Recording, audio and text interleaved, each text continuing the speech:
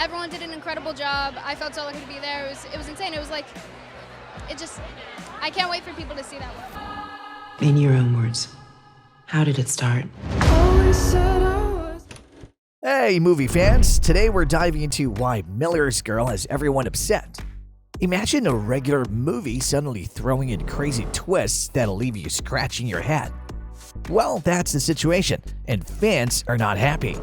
Brace yourselves because we're about to dive into the twists and turns that have left the fandom buzzing with excitement. Jenna Ortega is still playing teenage roles. There's no rush because she's just 21. Many teen roles are cast a little older to avoid issues with child labor. And she signed on for a second season and probably more of her phenomenal YA series Wednesday, one of the biggest hits in Netflix history. She also completed an important role as Winona Ryder's daughter in the Beetlejuice sequel, although she probably seems more like a teenager than a seasoned adult actor. Yet, Ortega's rising fame alone shows that adult roles may soon come calling, especially with her reputation as a Scream queen, which she kind of earned. She appeared in the last 2 Scream films. This has led her down more dark and adult paths. The latest film, Miller's Girl, starring Jenna Ortega, has the internet in a fury. An intimate love scene between the 21-year-old actor and her 52-year-old co-star Martin Freeman became popular on social media, sparking controversy. To an often and pleasant degree, her latest film, Miller's Girl, appears especially aware of the contrast between innocent youth and adult film stardom. Starring Pierre's huge age difference of 31 years caused a storm of criticism to fly during the love scene. Ortega portrays Cairo sweet in the movie, a character whose name alone suggests that writer-director Jade Holly Bartlett would be working in a little higher voice, half pulp fiction, half literary, or maybe even 1/4 literary, now that I think about it. She's a teenager in Tennessee who attends a fancy but oddly small high school in what she continues to describe as an abandoned backwater despite the area's obvious wealth. Cairo is a talented writer, and this is not the kind of film that holds back when showcasing a character's apparent talents. She studies with Jonathan Miller, played by Martin Freeman, a former writer who appeared to be on the edge of fame but never followed up his terrible first collection of short stories. Miller is a senior in the class. Despite this, Cairo reads his book, a profound move of flattery, and the two quickly get close, exchanging creative insights and lighting up cigarettes together. She's looking for a way out of her hometown in an essay topic for college applications. You'd think that such a smart student would be aware that it's great to fix these administrative issues well in advance of February of their senior year. He's looking for, well, approval of some sort. Despite Cairo's genuine love for her, only friend Winnie Gideon Adlin, who has romantic feelings for another teacher, Miller is careful not to overstep boundaries with this boundary-pushing student. Or, hold on, does he? Alright, let's break this down. If you've cringed a bit, you're not alone. But here's a little comfort.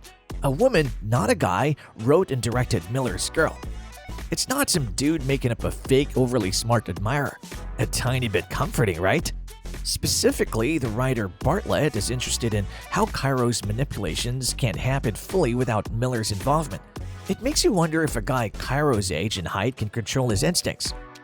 There's this important scene between the two characters that's a bit fuzzy, but it brings up an intriguing question. Could Miller's dreams and lies suggest guilt beyond what happened? The movie doesn't give clear answers.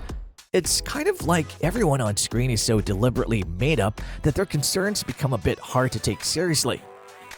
But here's the good stuff. Bartlett's dialogue, even when it's a bit too clever, tries to be funny. And the two main characters, Freeman and Ortega, make the story feel more real than it probably should. Freeman is a British actor who manages to keep his charm even with an American accent. Ortega, on the other hand, is just plain amazing.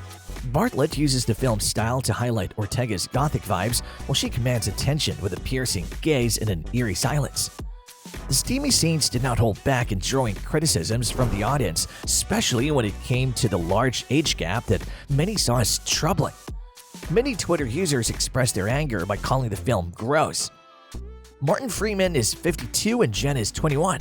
I don't know the content of the video, but people make me sick, wrote one. While admitting the riskiness of the film's subject, Jenna also said she was surprised by how her character was portrayed.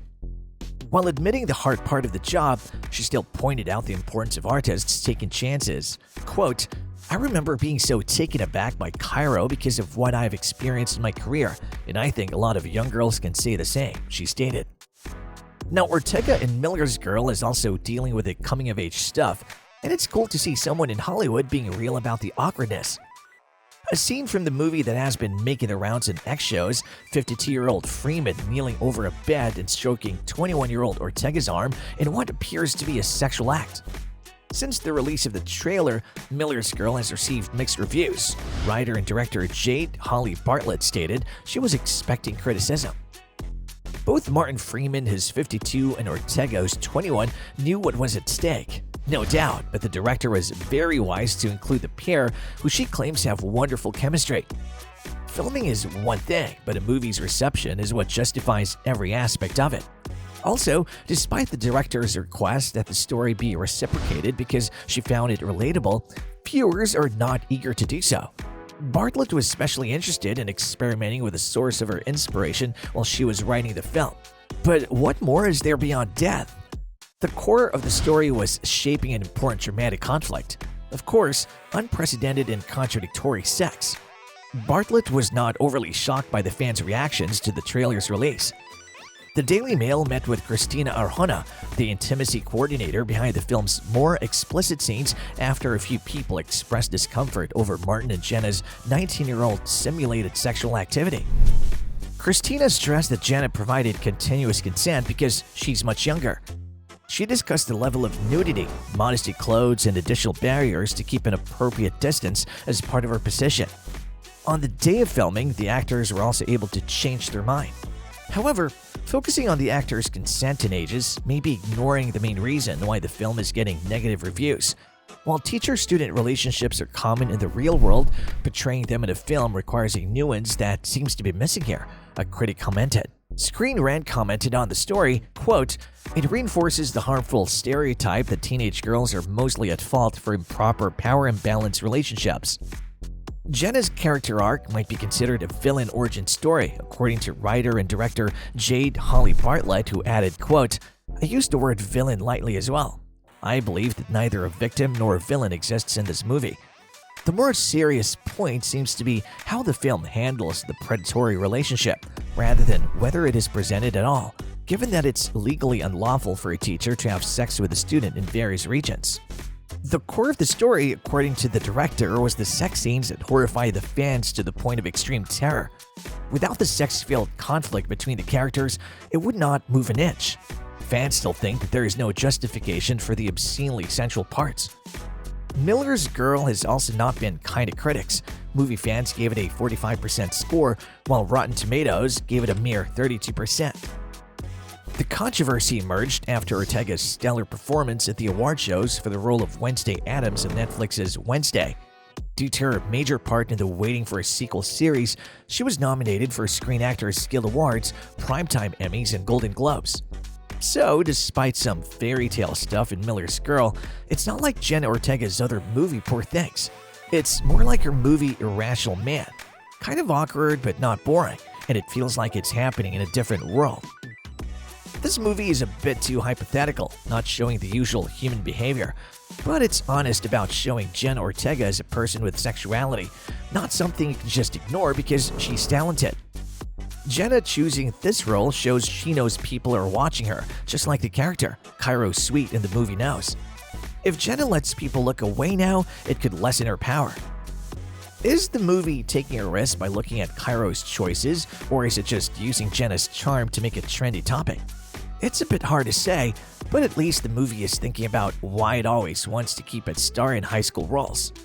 And that's a wrap, guys. Thanks for hanging out with us on the Miller's Girl adventure. Hit subscribe for more movie talk. Stay tuned for more movie mysteries. Until next time, happy watching!